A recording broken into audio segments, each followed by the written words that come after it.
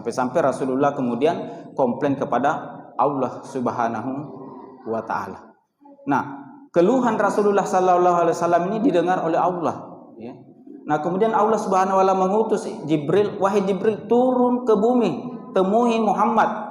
Ya, sampaikan kepadanya, innaka la tahdi man ahbabta, walakinallaha yahdi may yasha. Sampaikan kepada Muhammad bahwa wahai Muhammad, engkau tidak mampu memberikan hidayah kepada orang yang engkau cintai sekalipun, kepada pamanmu sekalipun. Walakinallaha yahdi may yasha, tetapi Allah lah yang memberikan hidayah kepada siapa yang dikehendaki. Bahkan di akhir hayatnya sebelum meninggal sempat mengatakan, menitipkan pesan kepada baginda Rasulullah, wahai Rasulullah, ketika aku sudah meninggal nanti, kemudian engkau menyeberang, ya, mendakwakan Islam, tetapi tidak ada jembatan yang bisa engkau pakai untuk menyeberang, maka galilah tulang belulangku, jadikanlah tulang belulangku itu jembatan untuk menyeberang. Sebegitunya Khadijah radhiyallahu anha dalam pengorbanan membantu dakwah baginda Rasulullah sallallahu alaihi wasallam.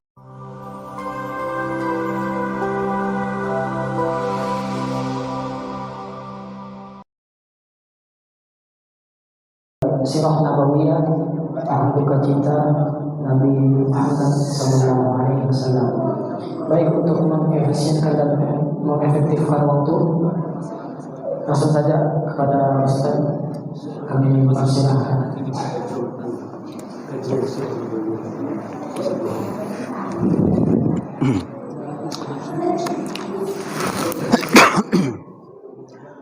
Bismillahirrahmanirrahim.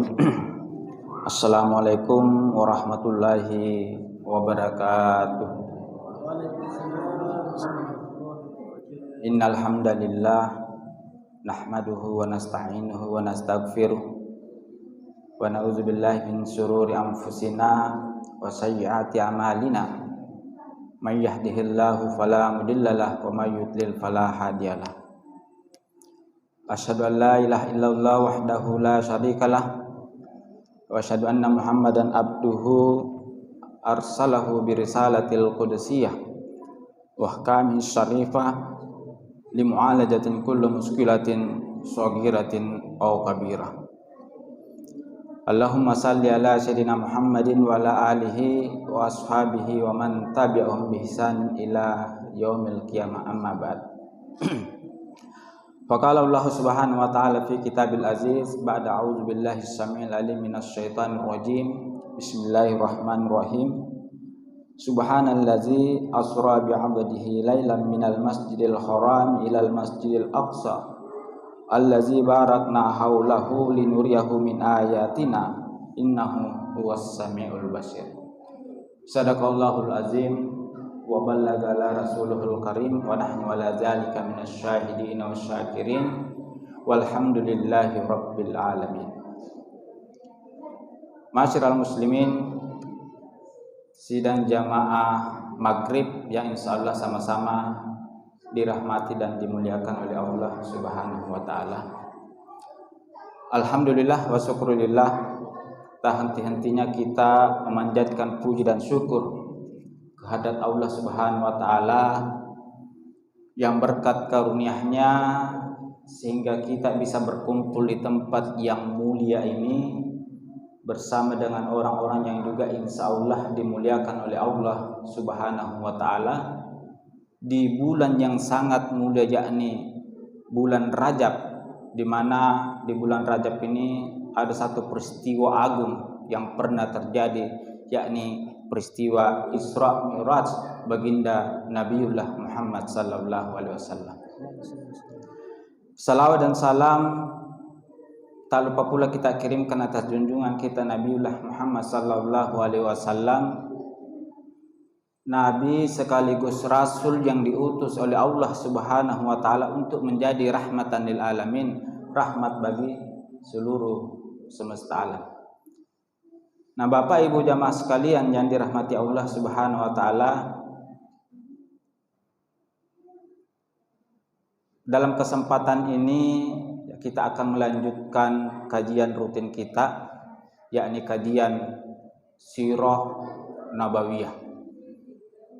Nah, dalam perjalanan hidup baginda Rasulullah sallallahu alaihi wasallam ada satu waktu di kala duka bertubi-tubi menderah baginda Rasulullah sallallahu alaihi wasallam, di mana pada saat itu baginda Rasulullah sallallahu alaihi wasallam ditinggal pergi oleh dua sosok yang sangat baginda Rasulullah sallallahu alaihi wasallam cintai, yakni paman beliau Abu Thalib dan istri tercinta Khadijah radhiyallahu anha.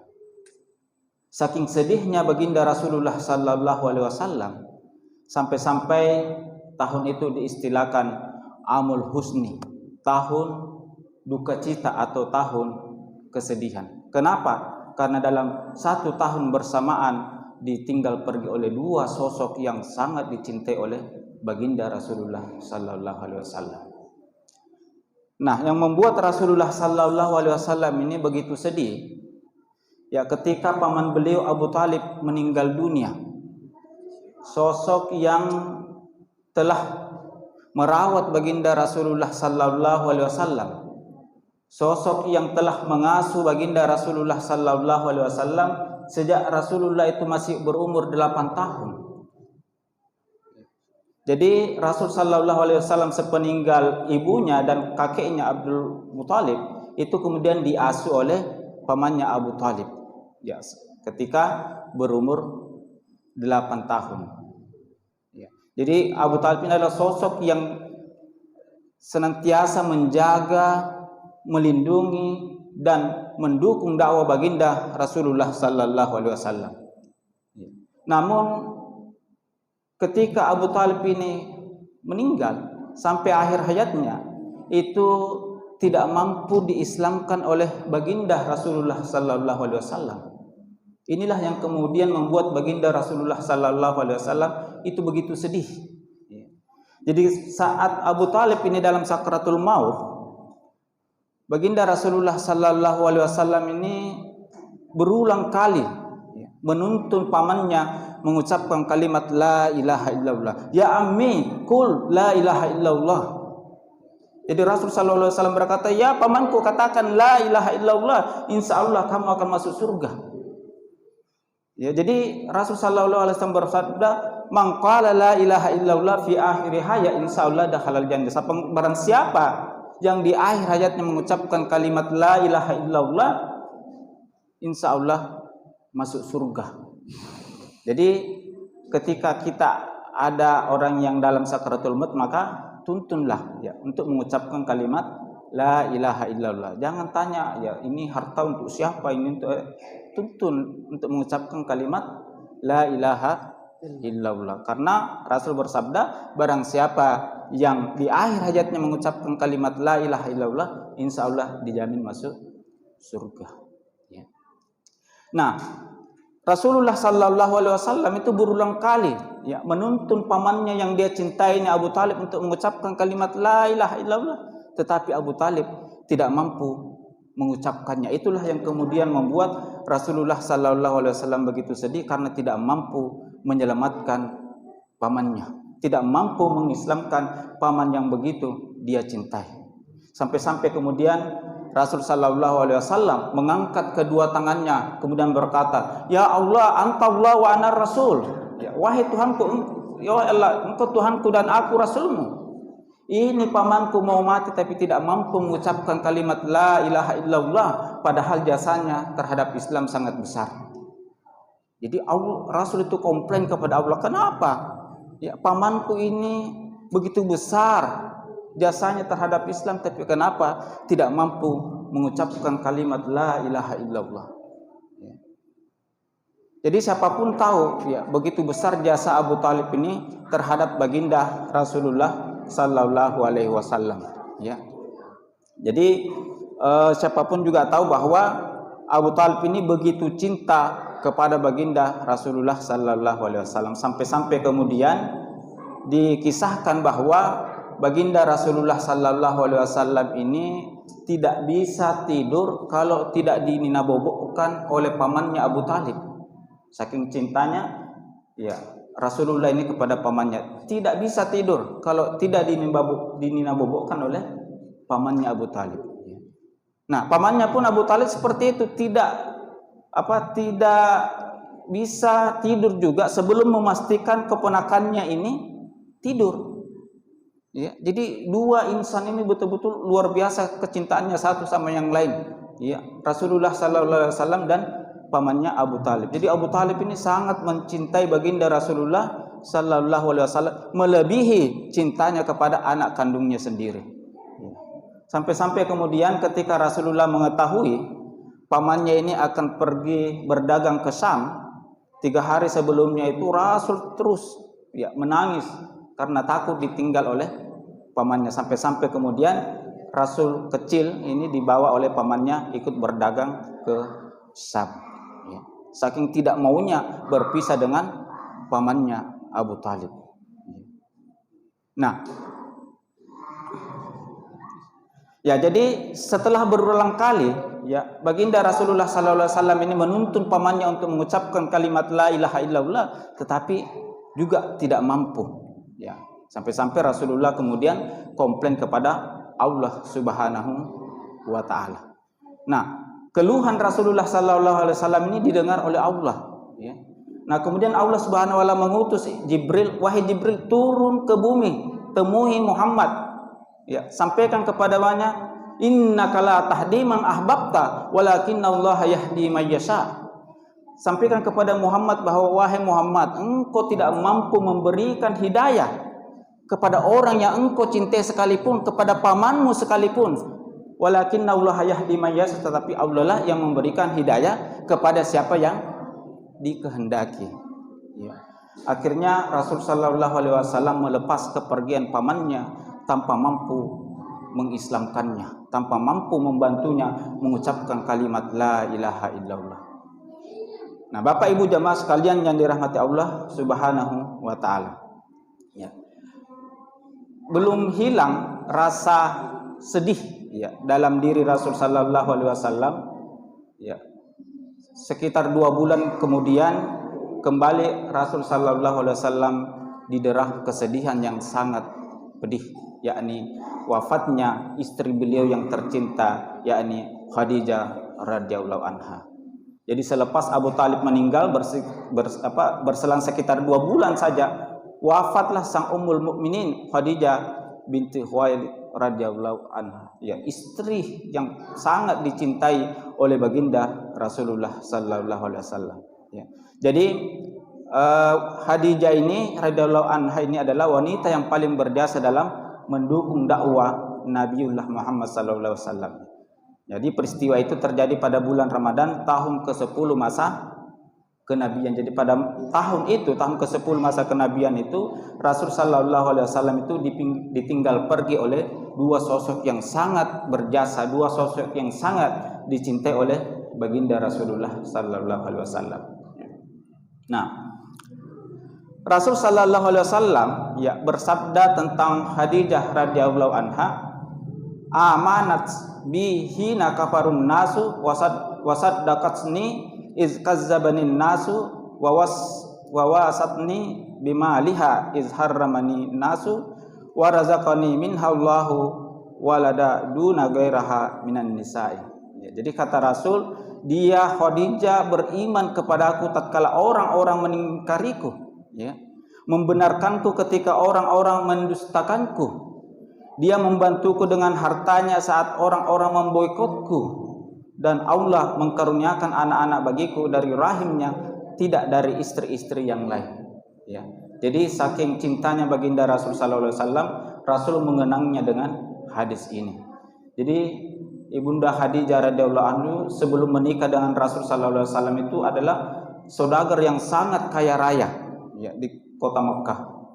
Saking kayanya Khadijah itu, setiap ada kafilah dagang yang berdagang atau pulang berdagang, dalam kafilah itu lebih dari setengahnya itu adalah harta dari Khadijah radhiyallahu anha. Jadi biasa orang Arab itu kalau keluar berdagang itu rombongan 1000 sampai 1500 onta dengan bawaan dagangannya. Jadi 1500 onta itu dengan bawaannya, barang bawaannya itu setengah, lebih dari setengahnya itu adalah milik Khadijah radhiyallahu anha. Begitu kayanya ibunda Khadijah ini. Tetapi setelah menikah dengan Rasulullah sallallahu alaihi wasallam, ya, ibunda Khadijah mengorbankan seluruh hartanya untuk mendukung dakwah baginda Rasulullah sallallahu alaihi wasallam, sampai-sampai di akhir hayat Khadijah dia menyampaikan kepada anaknya Fatimah untuk meminta surban baginda Rasulullah untuk dijadikan sebagai kafan ketika meninggal. Bayangkan, saudagar kaya di akhir hayatnya itu untuk membungkus mayatnya saja dia tidak memiliki selembar kain, sampai-sampai kemudian dia meminta kepada Rasulullah untuk dijadikan kafannya itu dijadikan sorban Rasulullah sallallahu alaihi wasallam itu dijadikan kafan ketika baginda ibunda Khadijah ini meninggal. Sebegitunya pengorbanan Khadijah radhiyallahu anha terhadap dakwah baginda Rasulullah sallallahu alaihi wasallam. Bahkan di akhir hayatnya sebelum meninggal sempat mengatakan, menitipkan pesan kepada baginda Rasulullah, wahai Rasulullah, ketika aku sudah meninggal nanti kemudian engkau menyeberang, ya, mendakwakan Islam, tetapi tidak ada jembatan yang bisa engkau pakai untuk menyeberang, maka galilah tulang belulangku, jadikanlah tulang belulangku itu jembatan untuk menyeberang. Sebegitunya Khadijah radhiyallahu anha dalam pengorbanan membantu dakwah baginda Rasulullah sallallahu alaihi wasallam. Maka jangan heran ketika Khadijah radhiyallahu anha ini meninggal, Rasul sallallahu alaihi wasallam begitu sedih, begitu terpukul karena meninggalnya orang yang senantiasa memberikan semangat, membantu dan mendukung dakwah baginda Rasulullah sallallahu alaihi wasallam.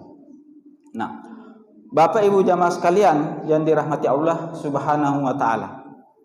Jadi dua sosok yang baginda Rasulullah sallallahu alaihi wasallam sangat cintai ini telah dipanggil oleh Allah Subhanahu wa taala, yakni paman baginda yakni Abu Thalib dan istri beliau Khadijah radhiyallahu anha. Nah, sepeninggal dua sosok ini, ya, siksaan orang-orang kafir Quraisy itu semakin menjadi-jadi, ya, karena sudah tidak ada Abu Thalib yang senantiasa menjaga dan melindungi baginda Rasulullah sallallahu alaihi wasallam. Jadi siksaan orang-orang Quraisy itu semakin menjadi-jadi, ya. Nah, setelah merasakan berbagai siksaan dan penderitaan yang dilancarkan oleh kaum Quraisy, Rasul sallallahu alaihi wasallam kemudian memutuskan untuk berangkat ke Thaif, ya. Untuk apa? Untuk mencari perlindungan dan dukungan dari Bani Tsaqif. Siapa tahu kemudian, ya, dapat mereka dapat menerima Islam dan menjadi pelindung bagi baginda Rasulullah sallallahu alaihi wasallam. Jadi Rasulullah memutuskan untuk berangkat ke Thaif untuk mencari perlindungan karena di Mekah ini sudah tidak ada pelindungnya, ya. Kekejian orang-orang kafir Quraisy ini semakin menjadi-jadi pasca wafatnya paman beliau Abu Thalib yang senantiasa melindungi dan menjaga dakwah Rasulullah sallallahu alaihi wasallam.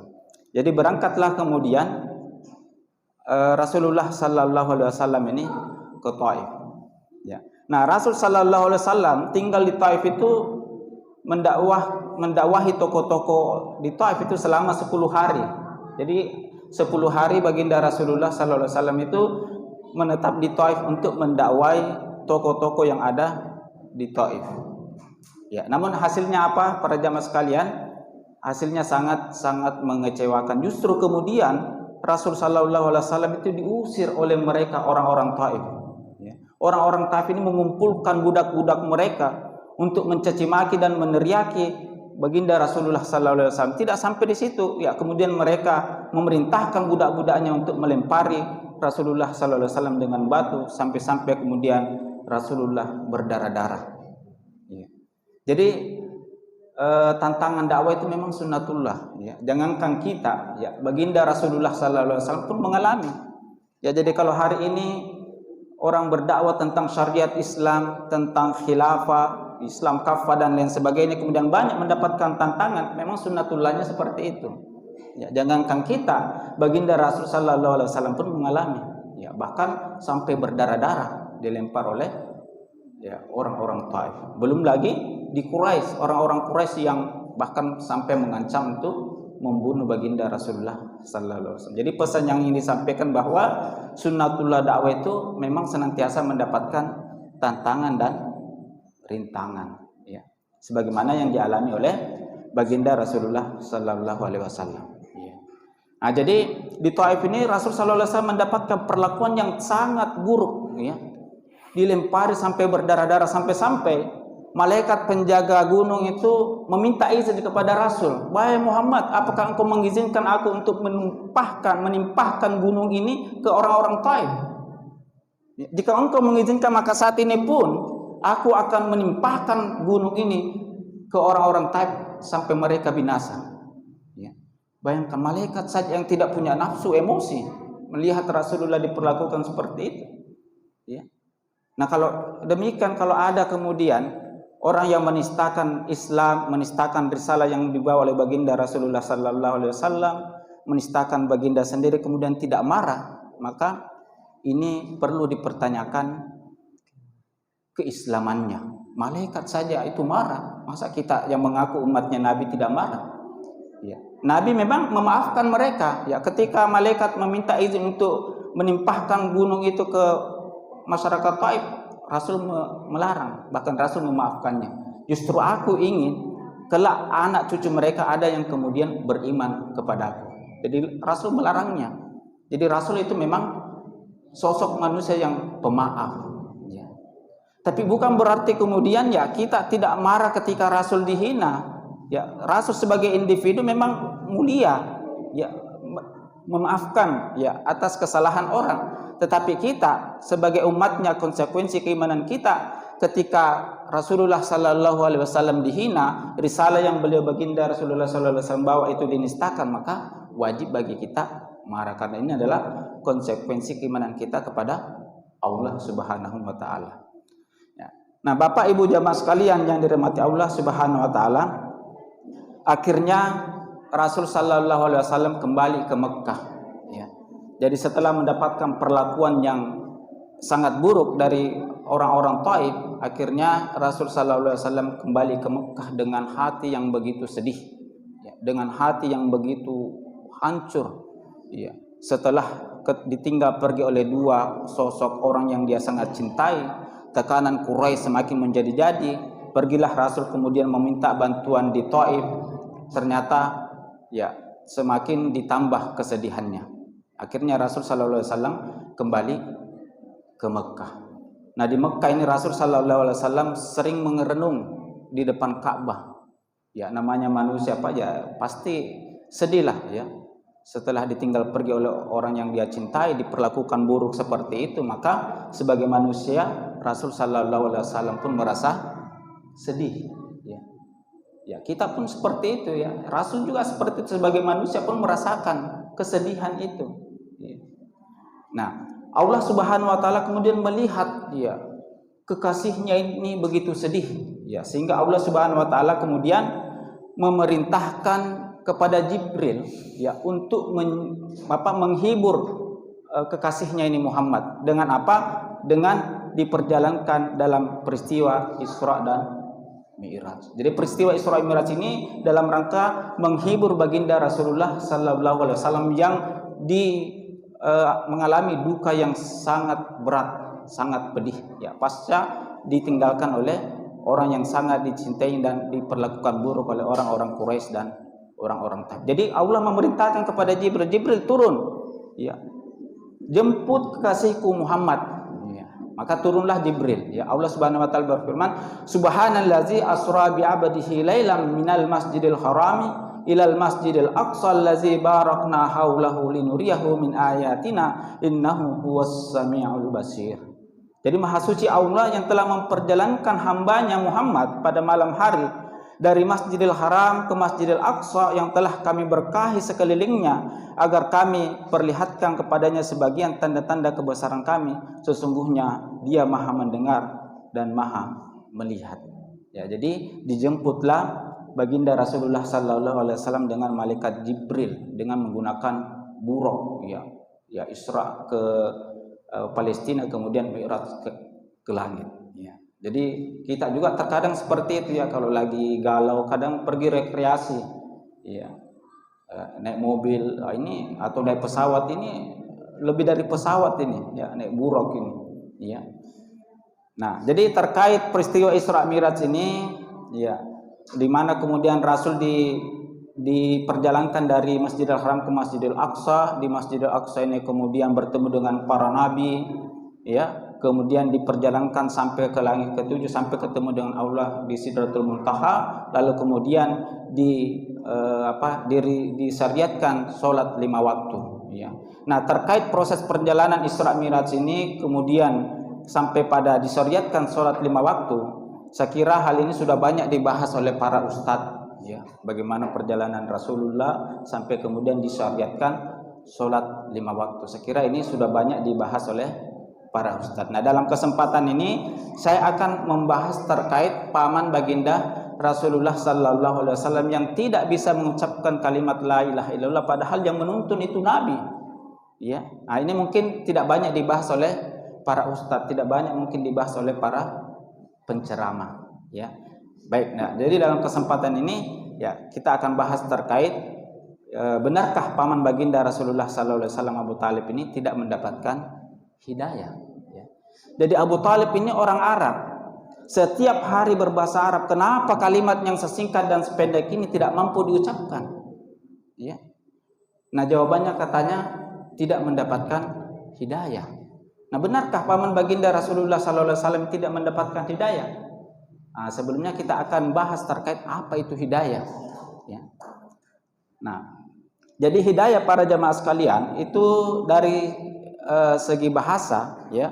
Huda atau hidayah itu secara bahasa artinya ar-rasyad, bimbingan atau tuntunan, ya, wad dalalah dan petunjuk, yaitu berdasarkan bahasa. Ya. Hidayah juga bisa diartikan al-bayan, penjelasan, ya.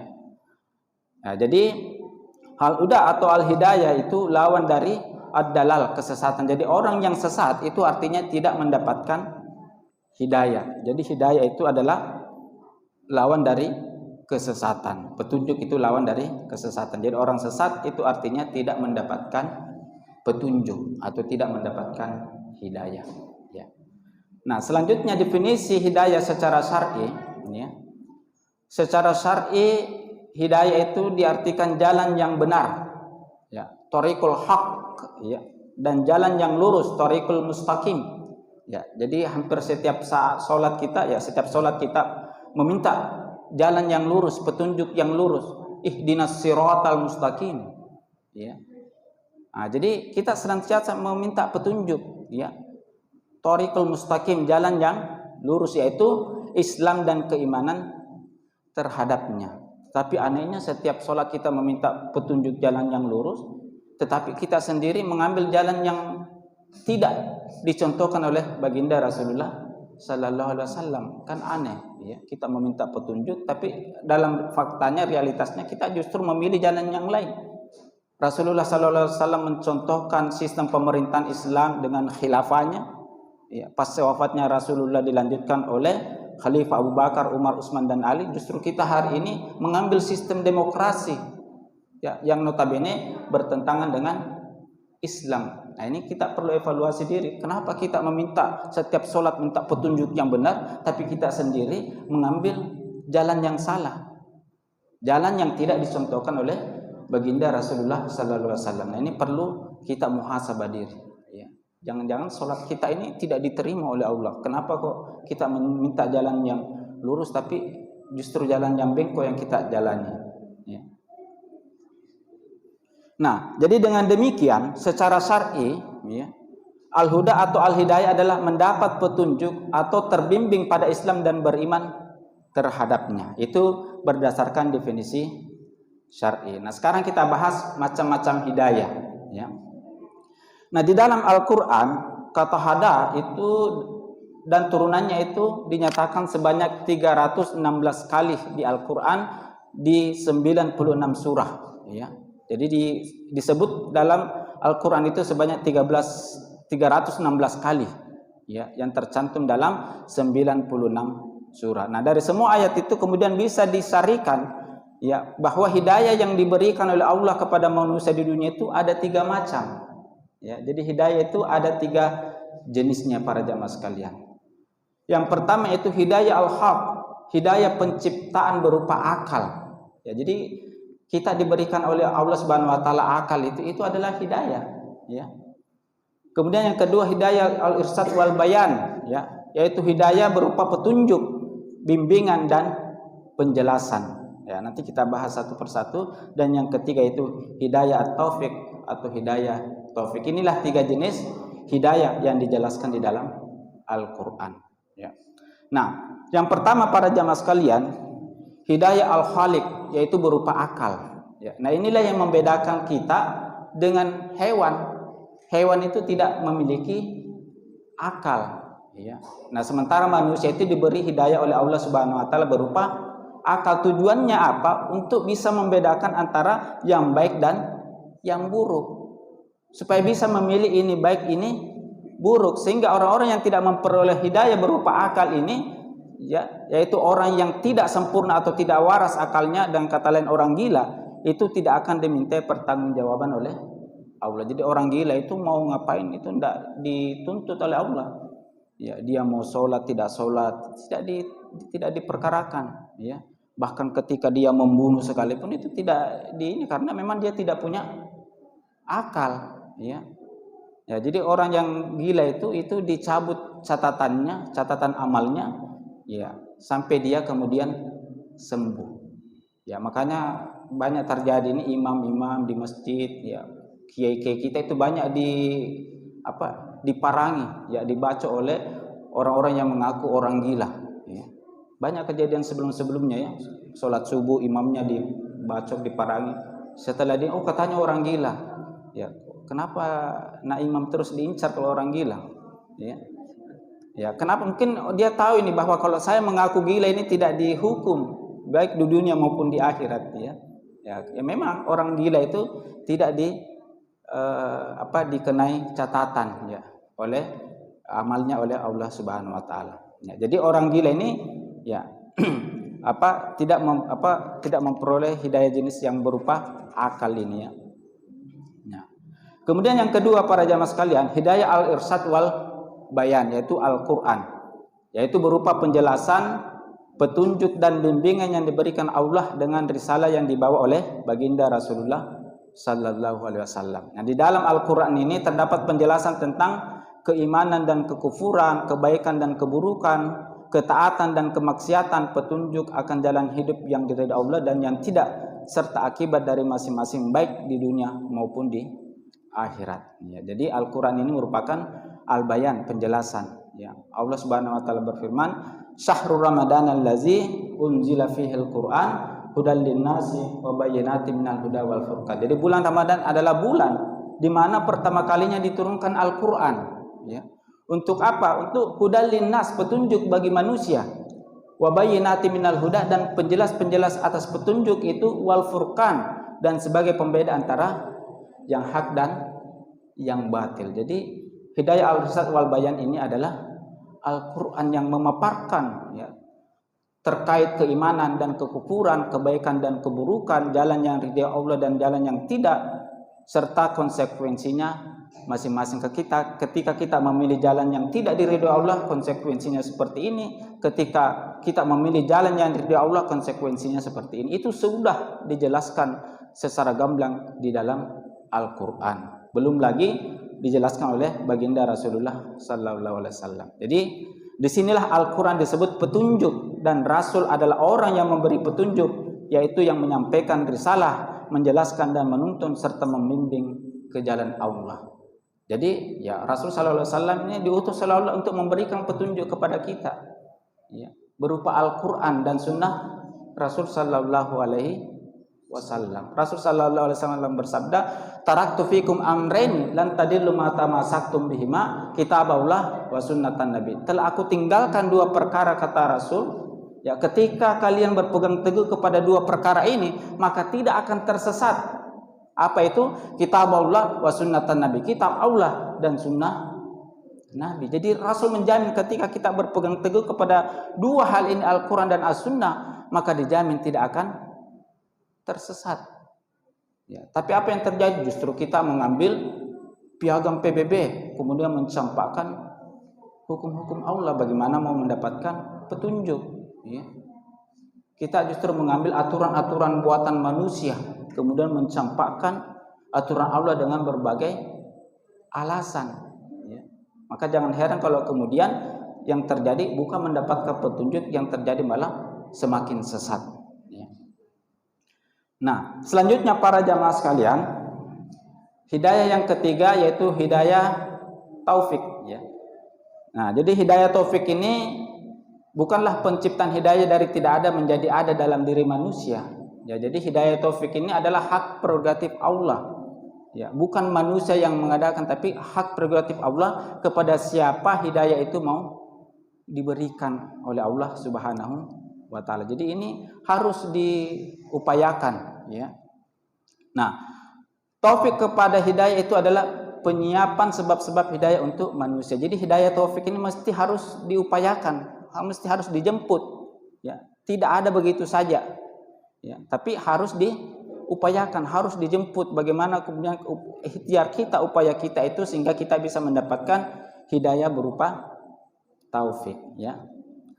Nah, jadi taufik ini berkaitan dengan sebab-sebab hidayah, ya. Tidak ada namanya taufik di sini. Kalau ada, wah, luar biasa namanya itu, ya. Iya. Jadi taufik ini berkaitan dengan sebab-sebab hidayah, ya, atau sifat-sifat hidayah yang jika seseorang menyifati dirinya dengannya maka ia akan mendapatkan petunjuk hidayah. Jadi hidayah taufik ini memang harus diupayakan, dijemput, ya. Diupayakan agar supaya kemudian kita bisa diberi hidayah oleh Allah Subhanahu wa taala. Jadi hidayah taufik itu merupakan kemudahan, ya, yang diberikan oleh Allah Subhanahu wa taala kepada kita untuk menerima Islam dan kemudahan untuk menjalankan syariat Islam, ya. Nah, itu yang dimaksud dengan hidayah. Jadi hidayah ini manusia tidak bisa memberi hidayah, atau bahkan rasul sekalipun, ya. Jangankan kita manusia biasa, rasul sekalipun tidak mampu memberikan hidayah. Hidayah apa? Hidayah berupa taufik ini. Innaka la tahdi man ahbabta walakinnallaha yahdi may yasha. Sesungguhnya engkau Muhammad tidak mampu memberikan hidayah, ya, kepada orang yang engkau cintai sekalipun. Walakinnallaha yahdi may yasha, tetapi Allah lah yang memberikan hidayah kepada siapa yang dikehendaki. Jadi hidayah inilah yang tidak ada pada diri manusia, termasuk baginda Rasul sallallahu alaihi sekalipun tidak mampu memberikan hidayah berupa hidayah taufik, karena hidayah taufik ini adalah hak prerogatif Allah Subhanahu wa ta'ala. Nah, hidayah inilah yang kemudian tidak didapatkan oleh orang kafir. Hidayah yang pertama tadi berupa akal, itu setiap manusia mau beriman maupun kafir itu memiliki, kan? Berarti ya berupa akal, setiap manusia sudah diberi hidayah berupa akal agar supaya bisa berpikir, bisa membedakan mana yang baik dan mana yang buruk. Kemudian hidayah yang kedua berupa Al-Qur'an. Al-Qur'an sudah sempurna diturunkan oleh Allah Subhanahu wa ta'ala. Kita bisa mempelajari di mana saja Al-Qur'an, ya, di HP kita, di majelis-majelis kita bisa kaji terkait Al-Qur'an, ya. Jadi alasan tidak memiliki hidayah, mendapatkan hidayah ini tidak benar, ya. Allah sudah memberikan hidayah berupa akal dan penjelasan berupa Al-Qur'an. Nah, yang tidak didapatkan oleh orang-orang kafir itu adalah hidayah taufik. Bukan hanya orang kafir, Pak, ya. Bahkan banyak dari kita umat Islam itu tidak mendapatkan hidayah taufik ini. Ya, buktinya apa? Banyak dari kita yang kemudian lahir dalam keadaan Islam, di KTP kita Islam, tetapi begitu berat menjalankan syariat. Susah sekali melaksanakan sholat, tidak puasa, tidak menunaikan zakat, ya. Bahkan lebih parah lagi, menentang syariat Islam itu diterapkan, menganggap syariat Islam itu syariat radikal, menganggap syariat Islam itu sudah ketinggalan zaman dan sebagainya. Ini tanda-tanda bahwa dia tidak mendapatkan hidayah berupa taufik, meskipun dia itu adalah orang Islam sekalipun. Jadi jangan berharap bahwa hidayah taufik ini tidak diberikan hanya kepada orang kafir. Orang Islam sekalipun banyak yang tidak mendapatkan hidayah taufik, sehingga begitu susah, ya, menjalankan syariat. Ya, banyak kan dari kita bulan Ramadan tidak lama lagi banyak tidak puasa. Ya. Di luar bulan Ramadan pun banyak tidak sholat. Padahal Islam. Kenapa begitu susah menjalankan syariat padahal Islam? Karena Allah tidak memberikan hidayah. Ya. Jadi hidayah taufik ini adalah kemudahan dari Allah Subhanahu wa taala kepada kita, ya, untuk memudahkan kita memahami Islam dan memudahkan kita untuk menjalankan syariat, ya. Nah, Bapak Ibu jamaah sekalian yang dirahmati Allah Subhanahu wa taala, selanjutnya proses diterimanya hidayah taufik, ya. Jadi Allah tidak memberikan taufik ini secara paksa kepada manusia, melainkan ketika manusia sudah menerima hidayah berupa akal, ya, dan menggunakan akalnya untuk memikirkan mana yang baik dan mana yang buruk, ya. Lalu sampai kepada hidayah berupa al-irsyad, al-bayan melalui rasul, melalui para ulama sebagai pewaris para rasul, melalui kaum muslimin dan sarana-sarana lainnya. Kemudian ia memahaminya dan menerima hujjah risalah itu, maka Allah akan memberinya taufik dan memudahkannya memahami hidayah dan mengambilnya serta hidup dengannya. Jadi itulah proses diterimanya hidayah taufik. Dengan akal kita, ya, kita berpikir mana yang baik dan mana yang buruk, ditambah lagi penjelasan berupa al-bayan, berupa Al-Quran oleh Rasul, sepeninggal Rasul dilanjutkan oleh para warasatul anbiya, ya, para ulama, ya, atau para ustadz sekalian dan lain sebagainya, ya. Kemudian memahami, ya, petunjuk-petunjuk tersebut, dan dengan demikian maka kemudian Allah Subhanahu wa taala memberikan hidayah taufik itu berupa kemudahan untuk memahami Islam dan memudahkan kita untuk menjalankan syariat Islam. Tapi bagaimana bisa dapat hidayah kalau belum apa-apa sudah menganggap syariat Islam ini radikal? Ya, belum apa-apa sudah menganggap orang yang memperjuangkan Islam ini dianggap teroris, ya, yang memperjuangkannya kemudian dikriminalisasi, ormasnya dibubarkan. Ya, kira-kira bagaimana Allah Subhanahu wa taala memberikan hidayah taufiknya? Yang ada justru kemudian Allah semakin menyesatkannya, ya. Nah, jadi Bapak Ibu jamaah sekalian yang dirahmati Allah Subhanahu wa taala, jadi hidayah taufik ini mesti harus dicari, ya. Harus diupayakan dengan apa? Di antaranya dengan bersungguh-sungguh beramal soleh, ya.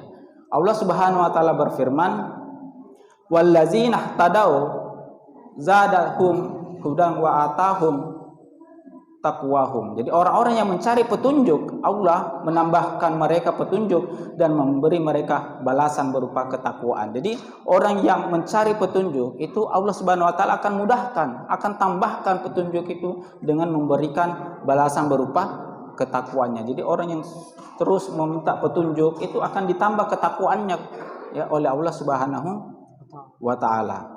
Ya, Allah Subhanahu wa taala berfirman juga, "Wallazina jahadu fina lanahdiyannahum subulana." Ya, jadi orang-orang yang berjihad atau orang-orang yang bersungguh-sungguh untuk mencari keridhaan, ya, maka kami benar-benar akan memberikan petunjuk kepada mereka jalan-jalan yang benar. Jadi Allah Subhanahu wa taala itu akan memberikan hidayah kepada orang yang bersungguh-sungguh. Bersungguh-sungguh apa? Bersungguh-sungguh mempelajari Islam, ya, bersungguh-sungguh untuk menjalankan syariat Islam, maka Allah akan mudahkan dia untuk memahami Islam dan memudahkan untuk menjalankan syariat. Inilah hidayah taufik, dan inilah yang tidak didapatkan oleh, ya, paman baginda Rasulullah, yaitu Abu Thalib, ya, dan orang-orang kafir semuanya, ya, termasuk, ya, banyak dari kita kaum muslimin yang tidak mendapatkan hidayah taufik ini, ya. Ya, jadi Bapak Ibu jamaah sekalian yang dirahmati Allah, jadi ketika seseorang berusaha mencari dan menjemput hidayah, maka Allah memberinya taufik sehingga ia mendapatkan hidayah. Jadi sekali lagi hidayah taufik ini harus diupayakan, harus dijemput dengan kesungguh-sungguhan kita untuk, ya, mempelajari Islam, mengkaji Islam dan bersungguh-sungguh untuk menjalankannya, ya. Nah, kesimpulan para jamaah sekalian, ya, selama sifat-sifat yang bertentangan dengan hidayah masih bercokol, maka Allah tidak akan memberikan hidayah taufik. Jadi kalau masih ada kesombongan dalam diri kita, ya, penolakan terhadap syariat Allah, menuduh syariat Islam itu radikal dan sebagainya, maka Allah tidak akan memberikan hidayah taufik itu, ya. Jadi hidayah itu seperti air, ya. Dia tidak mau masuk ke dalam gelas yang kotor. Ya, dia tidak mau masuk ke dalam wadah yang penuh dengan comberan, sebab kalau masuk, ya, juga ikut kotor, ya. Jadi hidayah itu akan masuk ke hati-hati yang bersih, ya. Nah, disinilah Allah menyatakan tidak akan memberi hidayah kepada orang kafir. Jadi Allah Subhanahu wa taala tidak akan memberikan hidayah kepada dua golongan, yaitu dari golongan orang-orang kafir dan golongan orang-orang Islam yang fasik, yang zalim, yang sesat, yang melampaui batas lagi berdusta. Jadi orang-orang zalim memajaki rakyatnya, ya, mengkriminalisasi ajaran Islam, itu tidak akan mendapatkan hidayah berupa hidayah taufik, meskipun dia Islam sekalipun. Ya, faktanya kan hari ini penguasa kita ini semuanya Islam. Ya, mulai dari menteri, gubernur, bupati, wali kota sampai presiden Islam, tetapi kemudian enggan ya menerapkan Islam, bahkan kemudian memusuhi Islam. Ya. Nah, bagaimana kemudian bisa dapat hidayah kalau seperti itu para jamaah sekalian? Allah tidak akan memberikan hidayah kepada orang-orang seperti itu. Ya. Nah, terakhir para jamaah sekalian, ya, Allah pasti memberikan hidayah kepada hamba yang mencari hidayah. Ya, maka tugas kita carilah, ya, upayakanlah agar supaya hidayah itu bisa kita dapatkan, sebab hidayah ini tidak akan datang sendiri tetapi harus diupayakan. Jadi hidayah itu seperti air, ya, dia akan mengalir ke tempat yang lebih rendah, maka rendahkan hati untuk bisa menerima hidayah. Jangan angkuh, ya, jangan kemudian menganggap bahwa ya demokrasi ini adalah sistem yang terbaik, bahkan lebih baik daripada Al-Quran. Hukum-hukum yang ada saat ini peninggalan Belanda itu adalah hukum yang baik daripada apa yang diturunkan oleh Allah di dalam Al-Quran. Ya, kalau sikap kita seperti ini, maka yakin hidayah itu tidak akan masuk ke dalam dada-dada kita, dan bisa dipastikan di akhir hayat kita tidak mampu mengucapkan kalimat la ilaha illallah. Ya. Jadi sebagaimana air, hidayah juga akan masuk ke tempat yang terbuka, bukan tempat yang tertutup. Maka bukalah pikiran untuk bisa menerima hidayah. Jadi terakhir para jamaah sekalian, bahwa sikap kita terhadap syariat itu menentukan kita dapat hidayah atau tidak. Ya, jadi siapapun yang bersedia ya diatur diatur dengan syariat Allah, maka insya Allah akan mendapatkan hidayah. Tetapi sebaliknya, siapa saja yang tidak bersedia diatur dengan aturan Allah, maka dipastikan tidak akan mendapatkan hidayah dan terancam di akhir hayatnya tidak mampu mengucapkan kalimat la ilaha illallah. Hatta Rasul sendiri yang membacakan, atau bahkan malaikat Jibril sekalipun yang menuntunnya, tidak akan mampu mengucapkan kalimat itu karena tidak mendapatkan hidayah taufik ini. Saya kira demikian, mudah-mudahan ada manfaatnya. Lebih dan kurangnya mohon dimaafkan. Wabillahi taufiq wal hidayah. Wassalamualaikum warahmatullahi wabarakatuh. Syukur jazakallahu khairan atas materi yang disampaikan oleh Ustaz. Jadi Bapak Ibu dan sekalian, berkaitan dengan hidayah, tadi Ustaz kita memberikan ada kemudian 3 macam hidayah. Jadi ada yang disebut kemudian hidayah taufik, yang tanpa sadar hari ini mungkin banyak di antara kita umat Islam itu yang tidak mendapatkannya. Jadi bagaimana kemudian kita melihat realitas hari ini yang umat Islam itu pada aspek ibadah individu atau ibadah makhluk dia oke, dia jalankan, tapi kemudian ketika berbicara pada aspek publik, sosial, politik, hari ini tanpa sadar ataupun sadar banyak umat Islam yang menolak. Maka ini yang perlu menjadi muhasabah di antara kita umat Islam. Nah, kita cukupkan majelis kita dengan istighfar dan doa kafaratul majelis. Astagfirullah, astagfirullah. Bismillah, subhanallah wa bihamdihi, asyhadu an la ilaha illa anta, astaghfiruka wa atubu ilaik. Wa akhiru da'wana alhamdulillahi rabbil alamin. Assalamualaikum warahmatullahi wabarakatuh.